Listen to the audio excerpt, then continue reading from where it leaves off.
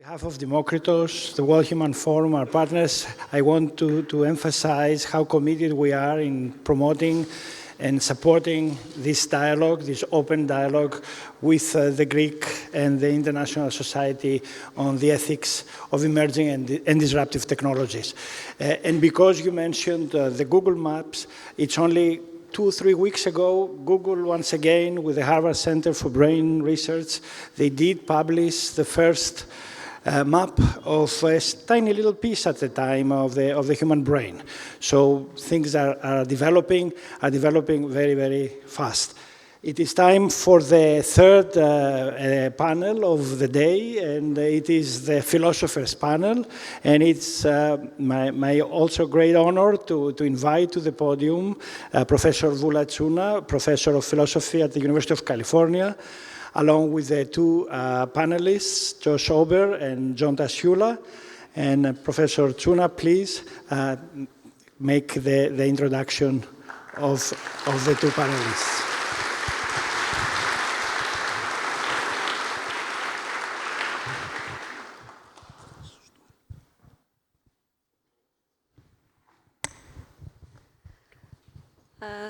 Good afternoon. I would like, first of all, to express my thanks to the organizers of this indeed unique event. I hope it will be the first of many. My thanks to the Athens Conservatoire for its hospitality, and my thanks to my colleagues Josiah, Ober, and John Tasioulas for the invitation to contribute to this wonderful, to the discussion about this wonderful paper that we are going to be occupied with. So Josiah Ober is the Konstantinos Mitsotakis Professor of the School of Humanities and Sciences at Stanford University, Professor in Political Science, in Classics, and in Philosophy. As you all know, he has done very notable work in political history, in economic history, ancient and modern, and the topics that he has discussed, first and foremost, the topic of democracy, span a very wide range.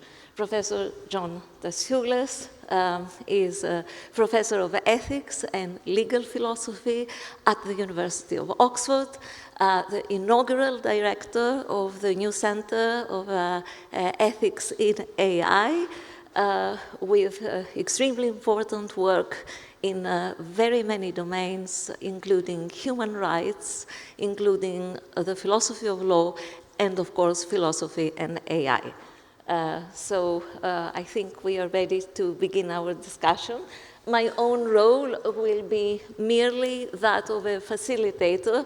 I am going to basically raise issues to be debated between the two of them.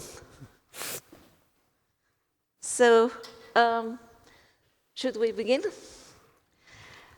I would like to start with a preliminary general question that has been already raised in various forms today. And this is going to help, I hope, to frame our discussion. So this is an era of spectacular technological progress. And generally, it seems to me that in most people in most countries greet that technological progress with admiration. They welcome it.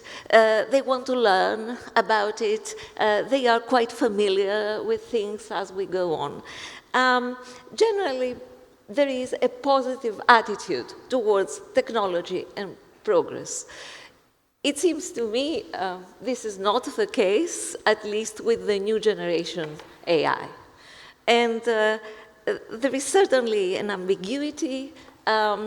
We talk about pros, we talk about cons, but basically you see there a deep fear. And I would like to ask why? What are the dangers? Why are we so ambiguous about AI, ambivalent about AI? What are the dangers and what are the advantages? I think in part that's a sociological question. Why do people fear AI? Part of the answer is for bad reasons, because there's a lot of hype around AI, and a lot of this hype takes the form of robot apocalypse, that there's a real existential threat posed by the imminent arrival of artificial general intelligence. I think that's not a good reason to fear AI, and that hype that unfortunately our media outlets have given a lot of, have ventilated to a great degree because, of course, it's clickbait. Anyone who wants to say something sensible about AI has a much harder time getting a hearing. I think that is not a good reason, and it's a flip side of other sorts of hype. For example, that AI will usher in some era of limitless plenty and no geopolitical conflict. I think if we set aside the hype, there are three main reasons why people might be legitimately fearful about AI. The first is that it's a very powerful and versatile technology that threatens to have pervasive effects across the whole of human life. So that's disruption, and humans do not tend to like disruption. Second reason has been adverted to earlier, and that is even experts on AI do not fully understand how these machine learning systems operate because they depend upon statistical correlations that are so minute that ordinary humans, no human really, could fully grasp how they operate. And I think there's a third reason, and I think the Prime Minister's speech adverted to this. There's a kind of existential challenge posed by AI in a different sense. Not that it's going to wipe us out, but our unique status as humans possessing the capacity to reason, which for a lot of people is the source of human dignity. For the first time, really, in human history, we have another kind of being that we've created that can simulate a lot of those operations. And that then leads us to ask ourselves, well, what place is there for us if we now produce these machines that can do the things, at least in terms of outputs, if not in terms of processes, that were the things, creating art, writing essays, doing all sorts of things that require, cancer diagnosis. If it can do all those things better or more efficiently than us, then what's left for us? I think that is a serious question. So I think that John said it very well.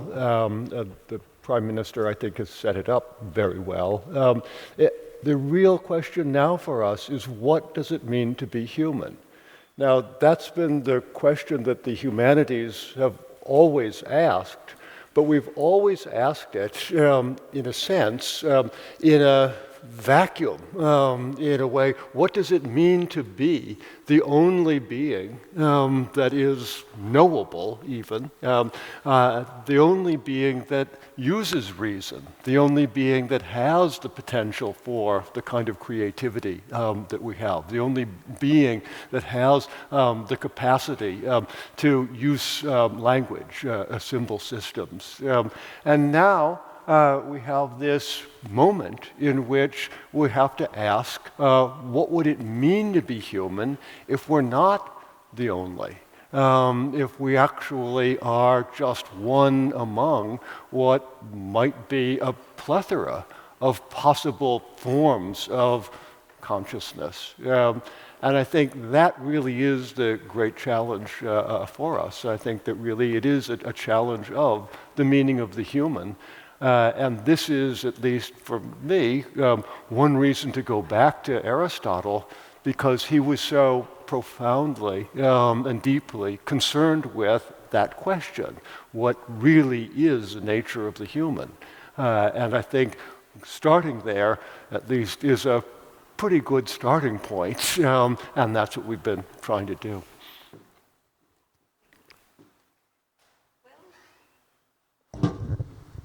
Let us pass then to the central claim of your paper, as I understand it, which is that Aristotle can provide the ethical framework to guide our choices about the deployment, about the application, about the further development of AI systems. I would like to ask, why Aristotle? What is distinctive about Aristotle's philosophy Why Aristotle and not utilitarians of various ilks? Why Aristotle and not human rights theorists? One might stretch it a bit and say and ask why Aristotle and not Plato and not the Stoics and not Epicurus. Let me say just a bit about the last thing you asked and then turn it over to John, because I think that Aristotle, among the ancient philosophers, was most concerned with the human as a part of and a continuous part of nature. When Aristotle said, we are political animals, he really meant both ends. He meant we are animals, part of nature, like other animals. He compares us to other social animals, and he uses bees and ants as his example. He says we're, in some ways, like them because we engage in social activity to create common goods, things that we need together for our collective living. Now, we create different kinds of common goods than just bees with their honey or ants with their grain stores, but still in all, he recognized that we are continuous with the rest of nature. And he wanted to try to explain how we ought best live our lives as beings that are continuous with the rest of nature. And this is quite different, for example, from what Plato thought.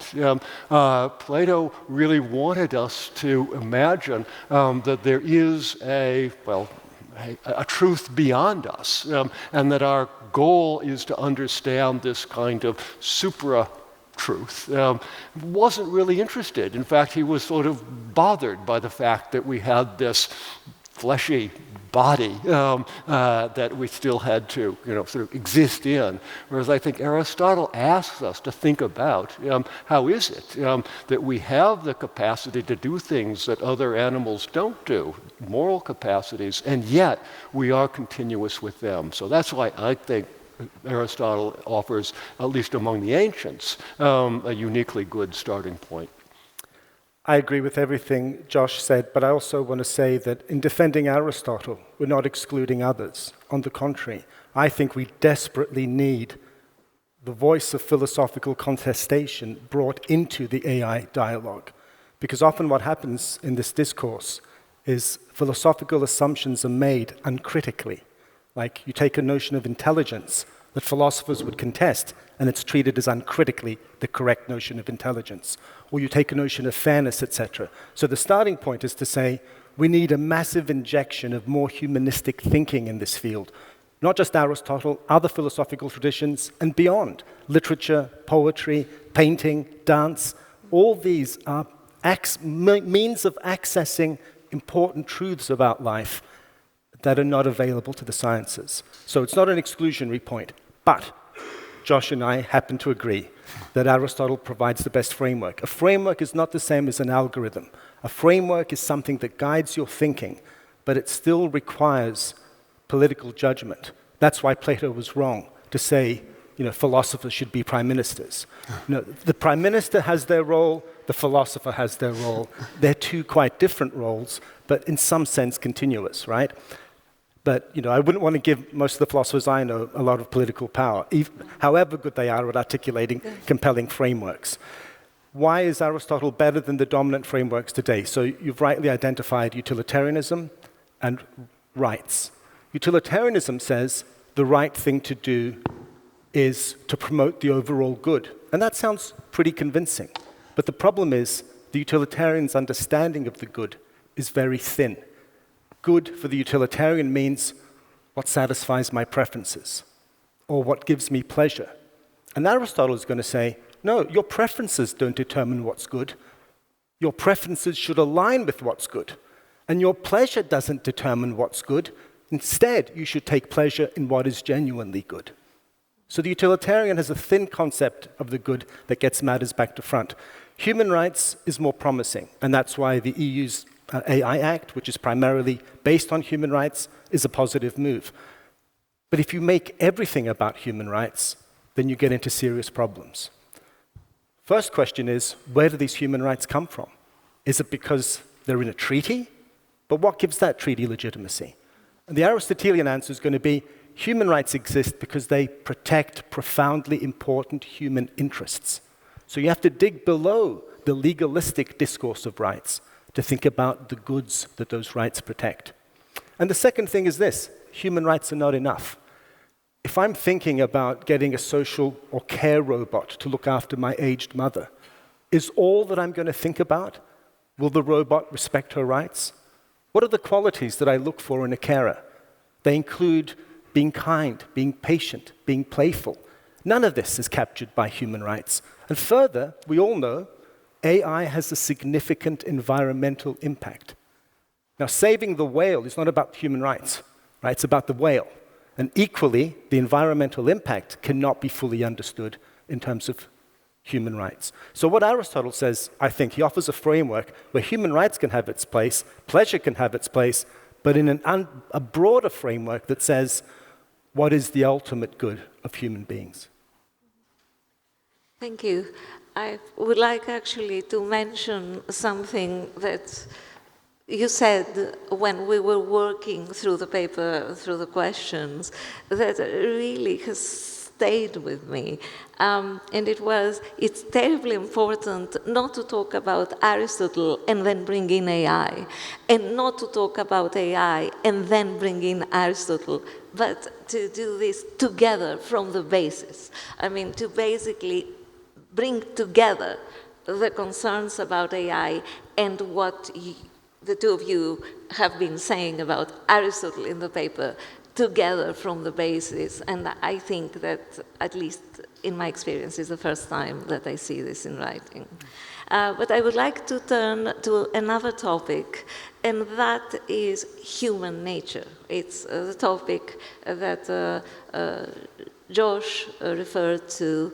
And so Aristotle does have a conception of human nature, and at the very least, this conception includes rationality.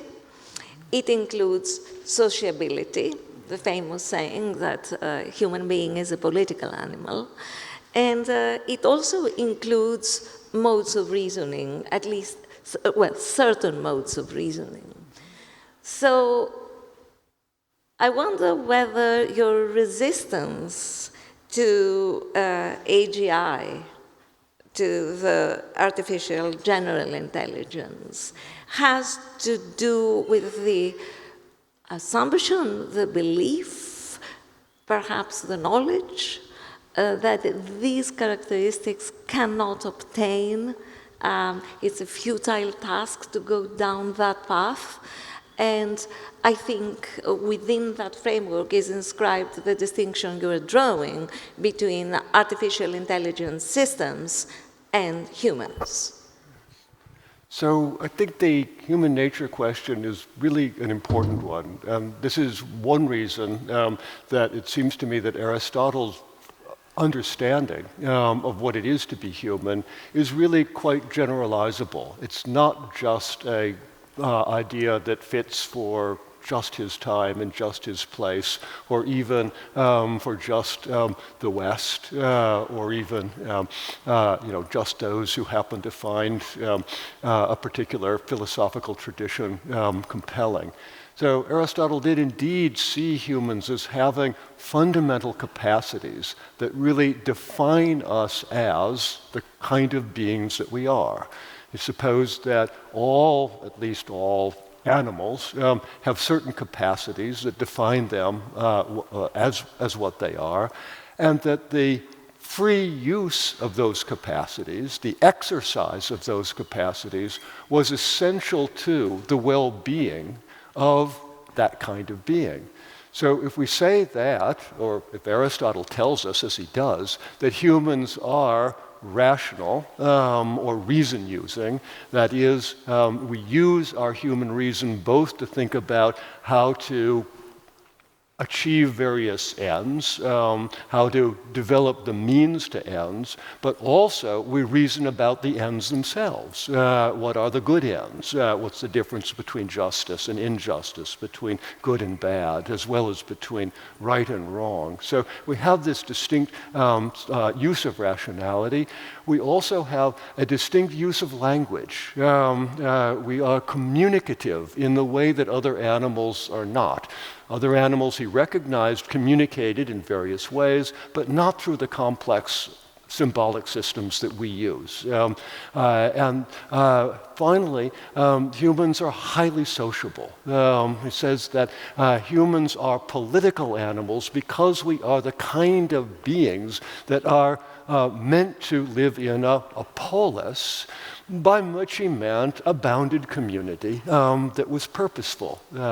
And so if you put together communication with reason, with sociability, we have an account of the human that is, I think, universal. There's no reason to imagine there's any human society that doesn't fit the use of those basic capacities, and for whom there's no individual for whom the use of those human capacities is not a good for them.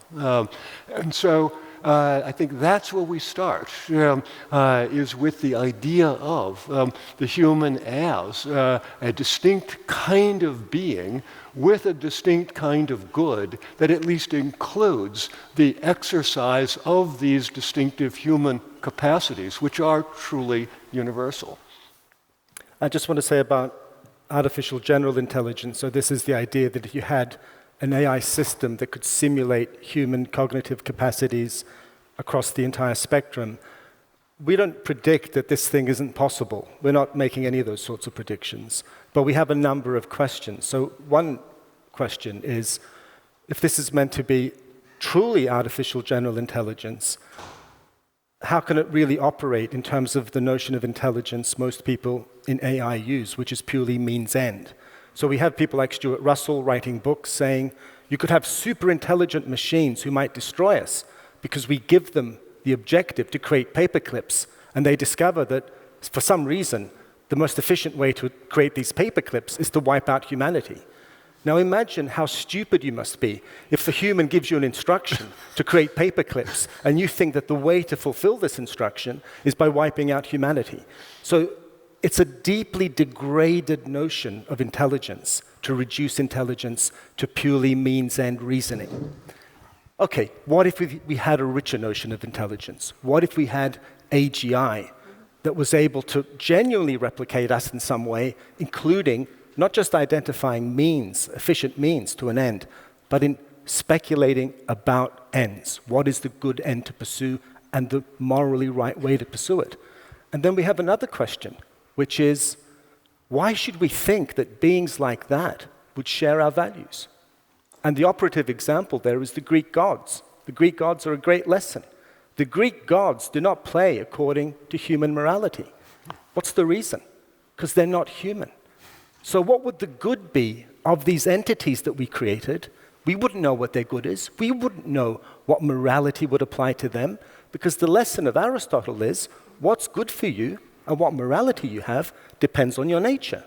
So we'd be stepping into the dark. So we're not making a prediction, you can't do these things, but we are saying there are some deep conceptual issues here. One, about the nature of intelligence, and second, why you assume they could be aligned with us when they would be intelligent beings of a very different kind. Yeah, and if I may, I mean, this is, I suppose, the Chalmers view that life in computer simulation is just as meaningful as any human life. But of course, I have heard him develop it. And it is really much more, would you agree, that it is really much more a shift of paradigm rather than a view that can be defended by arguments as we understand them in a common I will way? let Josh give a proper answer. My answer to the Chalmers idea, we talk in the white paper about the idea that if we didn't have work, maybe we could just play. And maybe we would just play virtual games where we could fly and do all sorts of things we can't do in reality. What I really want to say about that is part of human nature is a hatred of human nature. And this manifests itself in many different kinds of philosophical and religious views, that somehow our good would be really if we could just transcend being humans. Okay? That's always going to be an impulse that's present. One thing I love about Aristotle is he's the philosopher of humanity. He is truly human-centered AI because he begins from us with our genuine nature, not the thought which some people in the AI community have that really we should engage in transhumanism. We should convert into a different kind of being. My view is if we converted into that being, it wouldn't be conversion. It would be extinction. We would cease to exist. Yeah, I agree with that. The kind of beings we are, now this I go beyond Aristotle because he didn't have a full conception of evolution, but the kind of being we are has co-evolved with a whole multiplicity of other carbon-based life forms over a very long period of time. And we are, and here Aristotle did believe this, we are part of that nature. And so if we were to project ourselves into a fictional world in which our interactions were not engaging with our codependent existence with all of the other carbon-based life forms that are part of our world, our true world, then we would be depriving ourselves of something that I think is just fundamentally important to us, once again, just as the beings that we are, the parts of nature that we are. Thank you. If you don't want to say anything more on the issues we have discussed up to now, I would be inclined to turn to liberalism and democracy. Mm-hmm. Shall we? Surely. Okay. So let's begin with this. You have drawn throughout the paper a multi-leveled distinction between democracy and liberalism. And clearly, this is a distinction that is central to your own project, and of course it is of great philosophical and political interest in its own right. Central to that distinction is the idea of freedom. And I would like to ask, how can Aristotle help us here? What does Aristotle think about freedom? Why is it liberal, if it is liberal? So I think one of the great things about Aristotle is he both allows us to think about democracy separately from liberalism, and he gives us a distinctive way to think about what we call liberal ideas. So he gives us democracy distinct from liberalism because he's deeply concerned with democracy as collective self-government by citizens. Now, that's what he thinks democracy is. It is a body of citizens, self-defined as a citizenry, that makes its own rules, that is, in some sense, independent, and is capable of sustaining itself over time by changing the rules, but not constantly changing the rules, by ultimately being its own master. Being its own master without any master beyond, without a king, without a small oligarchic group telling you what to do, without a dictator, no matter how benevolent. So he really is, in many ways, one of the deepest, I think, thinkers about democracy itself as self-government. And he ends in constantly saying that what a properly democratic government is, or what a proper government among those who are moral equals is for the citizens to rule and be ruled in their turn. So we have to make decisions, we have to set rules for ourselves, and then we have to obey the rules that we have made for ourselves, and then we make the rules, and then we obey the rules. So that's, I think, a really important way to think about democracy, and he sees that as a good. That is, exercising, once again, our basic human capacities, because in order to make the rules, we have to use language, we have to use reason, we have to create a better sociable life. Mm-hmm. Liberalism, of course, is about freedom, and Aristotle, I think, brings in the idea of the human as flourishing because and only when we freely exercise our human capacities. That is, we make real choices. We deliberate about things that might be other than they are and have to decide about which way to go. So if we are not free to use our capacities freely to the full, if I'm not free to use language in order to try to persuade, Voula and John and all of you, what I think is the best thing for us to do together, having reasoned through it, if I'm not free to listen to Voula and John and the rest of you when you say, you've got it wrong, Josh, that's just ridiculous. If we can't do that, then we haven't lived the best way as a collective citizenry. So he gives us this important thing that we have this freedom and we must use it. And if we don't, we're missing out. And just to add to that, I think the point about liberalism and democracy being distinct is very important. So I think both Josh and I would say we're liberal Democrats, but at the same time we think they're two distinct notions that shouldn't be run together. Ancient Athens was a democracy, it was not liberal. And equally, historically, many liberals have been very resistant to democracy because they fear that democracy will undermine property rights. They fear that democracy will create conformism, that it will create a degraded populist culture.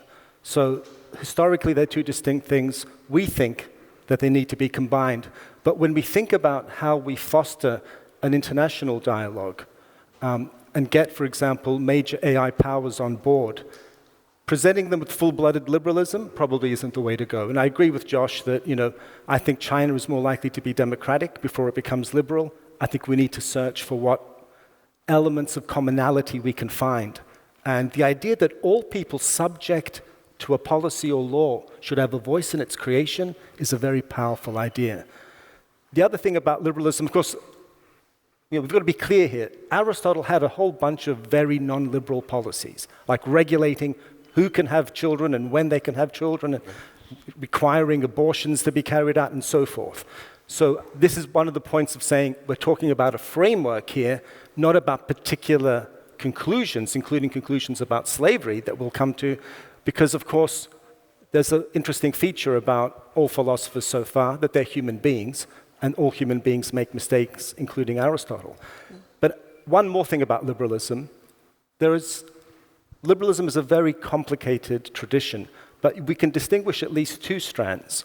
One strand is a very modern American liberalism that says we can get liberalism without any conception of what it is to live a good life. So that's the liberalism of Rawls that takes its inspiration from Immanuel Kant. People disagree about the good life, let's forget about the good life. We can still derive basic rights. But there's another liberal tradition that has a Hellenic conception of human flourishing that ultimately comes from Aristotle. That's a British tradition. People like my supervisor, Joseph Raz, people like Hobhouse, people like T.H. Green. And they have the view that when you think about freedom, freedom is a vital ingredient of the human good. It's not something separate from the human good.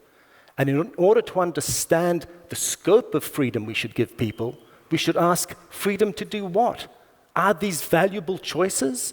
Do you increase the freedom of your child by giving your child a whole bunch of worthless choices to be drug addicted or to access pornography? Does that increase their freedom?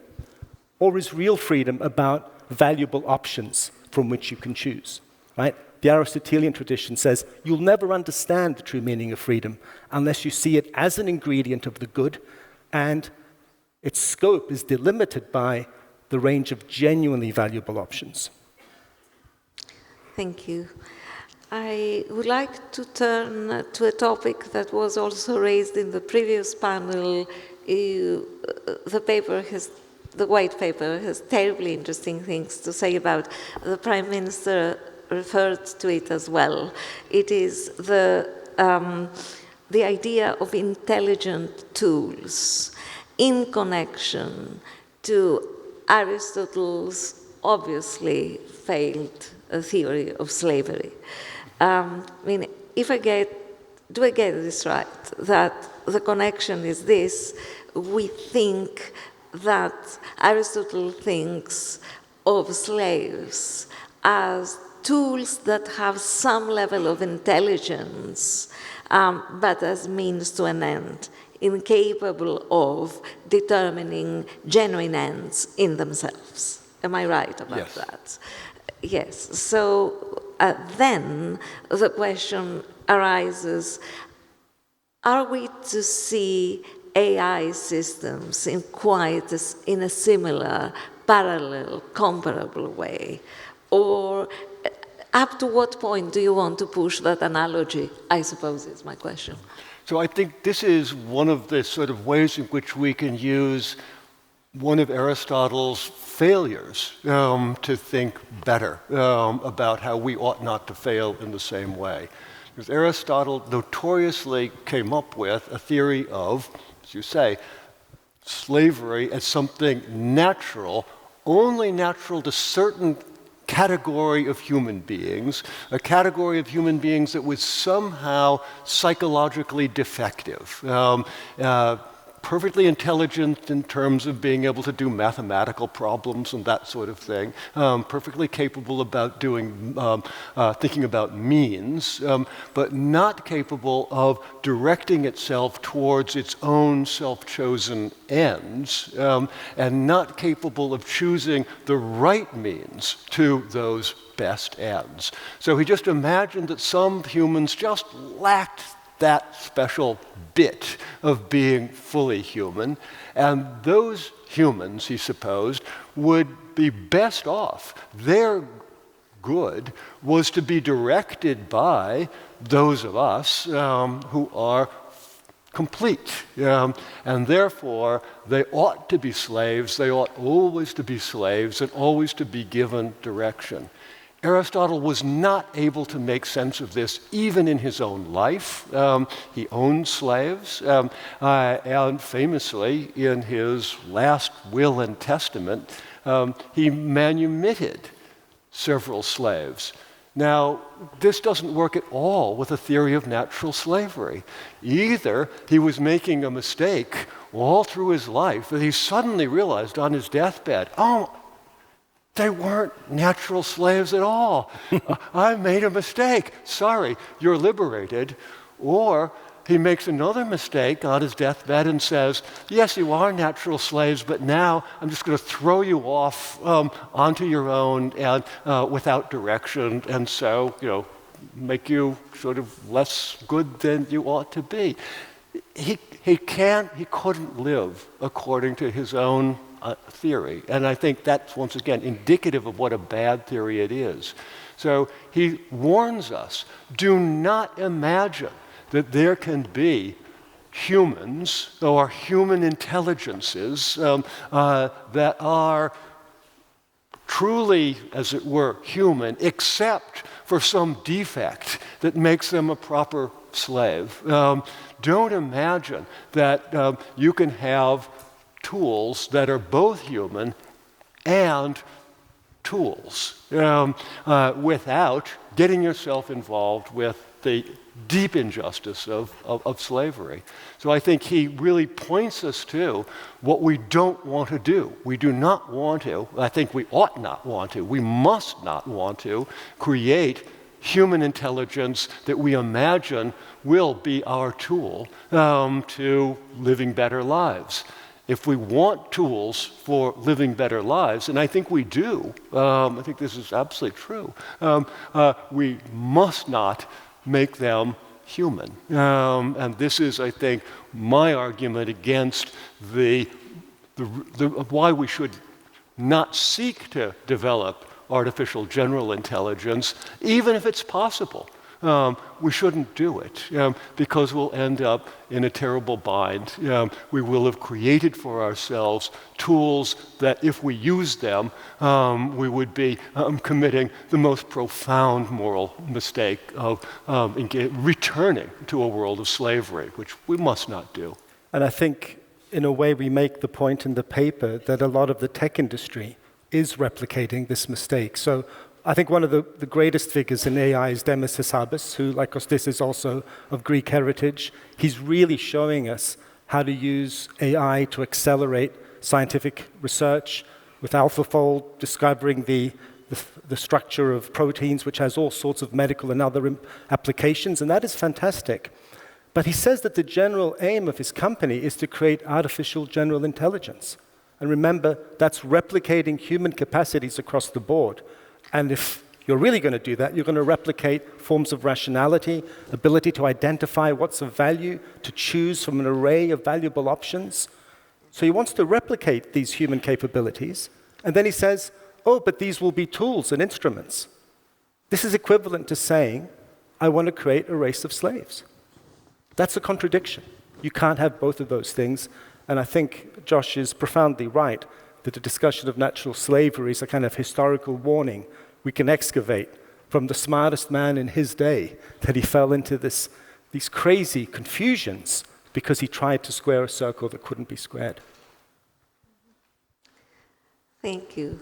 So let's connect then the idea of tools, of AI tools, and democracy. And I would like to ask, how do you envisage AI tools to encourage, to facilitate, to enhance democratic deliberation? How do they contribute to having better democracies with more participation, with more of a connection between the top and the bottom, between the subjects, the voters, and the leaders? So Aristotle sort of imagined that the best possible state, a state in which we could truly flourish as humans, exercising our capacities fully, would have to be small. He thought that it couldn't be bigger than would be capable of being taken in at a glance. We could see ourselves. So here we could imagine this is our state. We can take ourselves in at a glance, but a society of hundreds of thousands, hundreds of millions is impossible for him. So the question then is, if we think democracy remains a good because it allows us to use our human capacities together towards creating better societies, can we do this at scale? I think that's what we need to think about, how to use AI, how to enable deliberative giving and taking of arguments to one another to scale this up. And I think we can do that. In many ways, the history of democratic development is the history of new forms of institution, for example, federalism, clever new institutional design that allows lots of decisions to be made locally and other decisions to be made by representatives who are chosen locally, but who are still accountable to the local.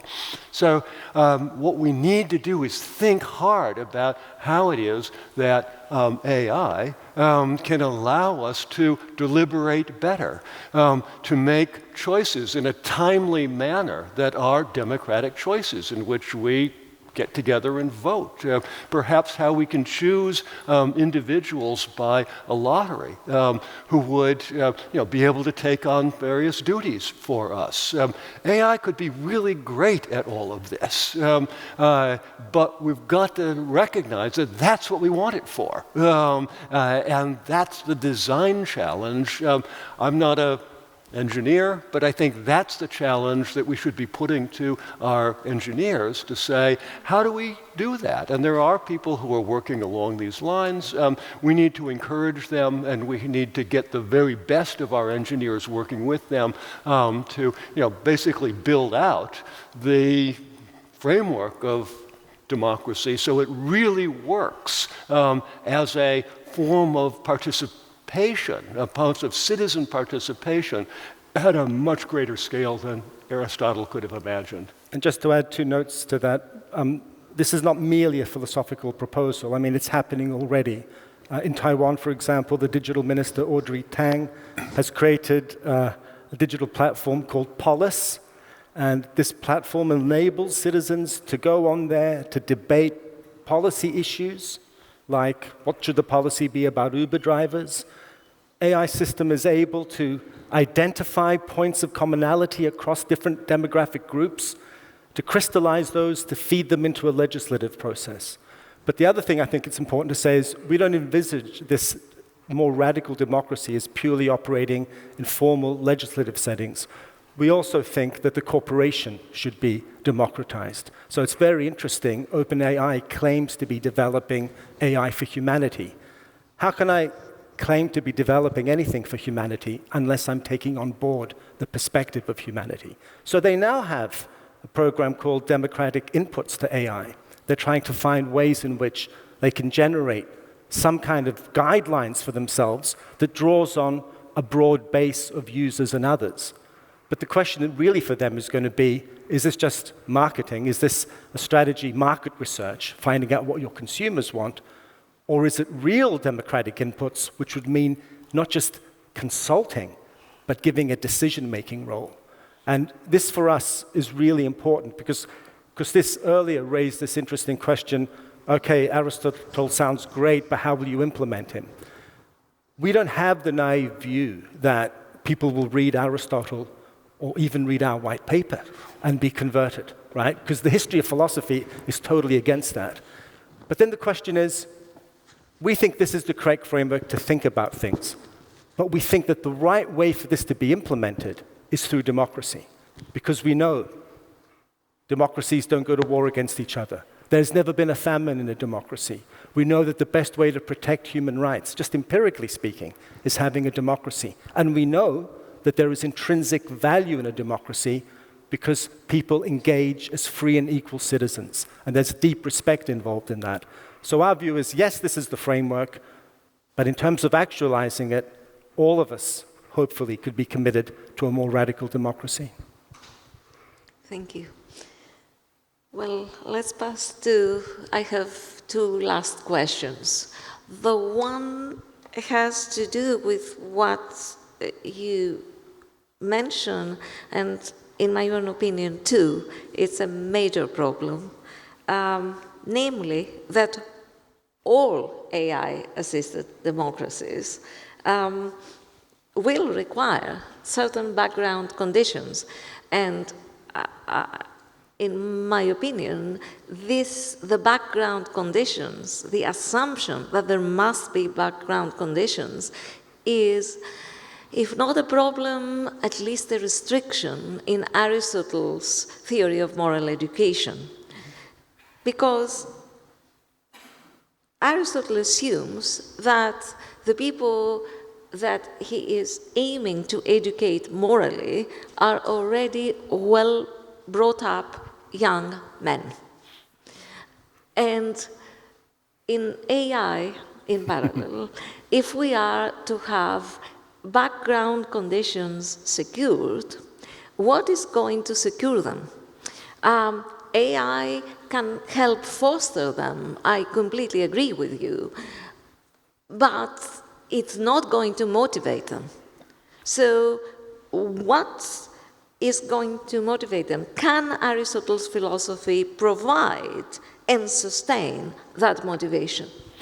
It can at least remind us powerfully that we must provide that motivation ourselves. I mean, as you exactly rightly say, Voula, Aristotle believed that in order to have a really good community, it had to be based on the very idea of education from the beginning. The young had to be educated in the habits that were conducive to developing a virtuous character. So courageous rather than cowardly, so moderate rather than excessive, and so on, just rather than unjust. So he saw that not just as something that we do as adults for children, but that we have to do for each other throughout our lives. And that's what really lawmaking is. It's making rules that determine for us right and wrong. That I obey the rules not because I fear punishment, but because both I had a role in making the rules and because I believe the rules are the ones that enable me and all of us to do as well as we can, to flourish as well as we can as people. We can jump away from Aristotle to Aristotle's Athens. So the Athenians don't have an ideal form of education, but they certainly did believe that living a life as a citizen, going to the assembly, taking your turn serving on the council, being on a jury, was part of a mutual education. You learned then the values, the norms of the community by enacting them in your life. So that's what we need to do. I mean, and that's really almost a shift in our understanding of what it is to have a good society. It's not just to have the basic conditions that Aristotle would say were necessary for merely living, enough food, housing. All of these are essential. He saw that as essential. But we need to take the next step and commit to the democratic project as a civic education project. We can do it, but we need to commit to doing that, and then, having made that commitment, we need to think about how to build AI into it as a way that we can educate ourselves better, and that we can use the tools that we develop better to get better results. Can I just add one thing to this about the background conditions of democracy, because I think it relates very closely to Alondra's question about power. You cannot have a genuine democracy when there are huge sources of unaccountable power in society and huge economic disparities. The two simply don't go together. The ancient Greeks understood this. Our most important liberal political philosopher, John Rawls, said, you cannot have compatibility between real political justice and capitalism. So we must be very careful when people talk about markets to find out what they're talking about. Are they genuinely talking about free markets? I'm all for them. Or are they talking about monopolistic capitalism? I think monopolistic capitalism is the biggest problem in terms of us not having the background conditions for a true democracy, because the power imbalance that it involves makes impossible the core democratic idea that we deliberate and decide as free and equal citizens. Now, how we get around that problem is the biggest problem. AI is just an aspect of this. Entirely in agreement. And the last question then. It has to do with AI regulation. And I think you were absolutely right that it is a global problem. It's not a local problem. And so how can a broad Aristotelian framework help with the global character of that problem? And how can it contribute to its solution? one way to start, I think, is to think about Aristotle's notion of self-sufficiency. He thought that the city-state, or the state, we would say the nation, was by definition something that was and ought to be self-sufficient. Now, that didn't mean there wasn't trade, import and export and so on, but it meant that the community didn't fundamentally depend on any other entity that was outside of itself. And so he believed that sort of definition of the state as a self-sufficient entity really emerged from the interdependence that we live in, the need we have of one another. So what if we were in a world, as we are, in which self-sufficiency really is a global question, in which the need we have of one another cannot be constrained within nation-states alone?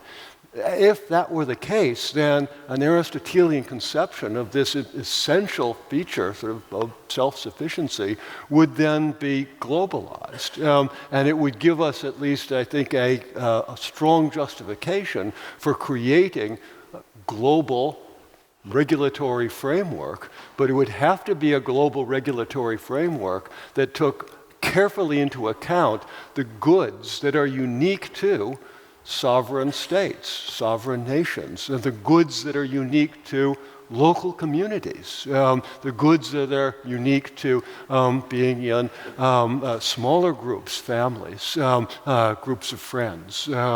So I think that we can begin to think about both the necessity for some sort of global regulation by thinking about the way in which we are independent and the way self-sufficiency works, but we also see the limits to it. We see the reason that we ought not to have a global state that tells us all what to do, because that takes away from us the capacity to make our decisions that matter to us locally or nationally in the place where they matter most. I just want to add one thing to that, really, and that is that we desperately need some minimal, as Josh said, it's got to be minimal, not comprehensive, global regulation to prevent the worst disasters that AI might bring.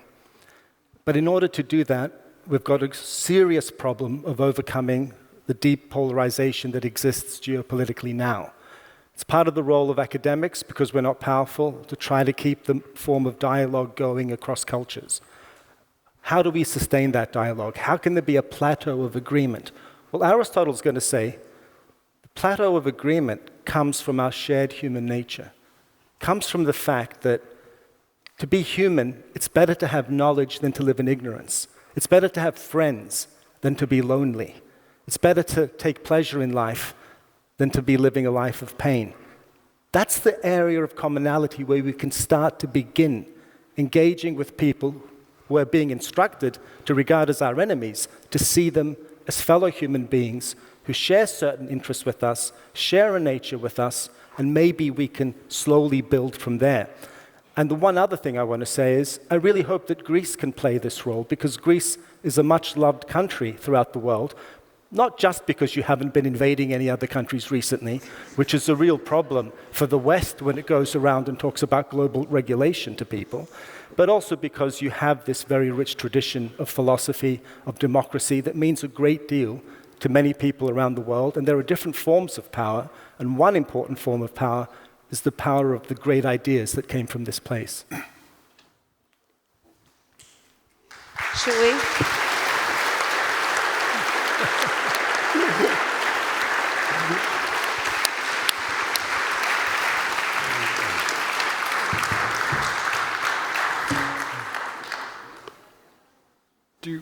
Voula, do you want to invite a question? I think Alexandra's going to. You're good. Well, I'm here just to thank you now, and thank you all for being here with us. thanking our partner, Democratizing, of course, thanking also the previous panelists. This was a very, very full day with lots of ideas, but you might wonder what the World Human Forum has to do with all this, because we are certainly not an academic institution, neither are we a research institute. We are here actually to do something that we consider important, which is to open this conversation to the wider society, to create a narrative that people can understand. And when I mean people, I mean everyone, because we just heard it. If we really want democracy, then we have to understand that people and everybody, citizens, have the possibility, the capacity, and the will to change the world. The challenges we are living are too big to expect only prime ministers and people who have the power to solve them from the top down. We have to realize and recognize that so many challenges right now are solved precisely from the bottom up. People are standing up. They are moving out of their comfort zones to go out and look for solutions for their neighborhoods, for the common good. And this is what the World Human Forum wants to share with the world. And this is why we believe, indeed, yes, this small country, having, if only, Aristotle's Lyceum just next door. And I want to say that I'm thanking you for being here, but some of you, the younger ones, and I don't want to define age, so I want to leave this open, will be invited later on, after dinner, to go to Aristotle's Lyceum and see the place where this was actually happening, where this conversation was taking place and those ideas were coming to the world. So we are very, very happy to be able to be part of this movement, to revive Aristotle's Lyceum, to revive the capacity for our country to become a global point of reference again for all those conversations. Because yes, technology is a challenge, but it's not the only one. And we just heard it. There is a polycrisis. What is the most important challenge today? Is it ecology? Is it climate change? Is it biodiversity? Is it democracy? Is it education? We at the World Human Forum believe that it's all at once, because this is an interdependent world, and we cannot separate the challenges, therefore we cannot separate the solutions. We have to understand that everything is interdependent, everything is interconnected, and the only way to move forward is to harness all the intelligences we have. Collective intelligence is what we must be looking for, and that only democracy can allow us to do it. So I want to thank you again for everything. I want to hopefully see you again next year, the year after, and for many years to come. And last but not least, I want to make a commitment that hopefully, and I'm looking now to George Nunes's, by next year, we will also hear Greek in this room, because it is important to hear other languages. It is important if we want to recognize that the role of the West can only be so much today, to acknowledge other cultures, other languages, and first of all, of course, the Greek one, because if only, when we speak about technologia, which is of course technology, we immediately think, particularly in this place, which is the Athens Conservatoire for music, dance, and theater, we think about the arts. And we believe that the arts are something extremely important that we have underestimated and underevaluated as far as they can help us change the world. And the art, of course, in Greek is technes. So technes and technologia, yes, let's respect semantics. Let's respect a beautiful language like the Greek. So thank you very much, and enjoy the rest of the week.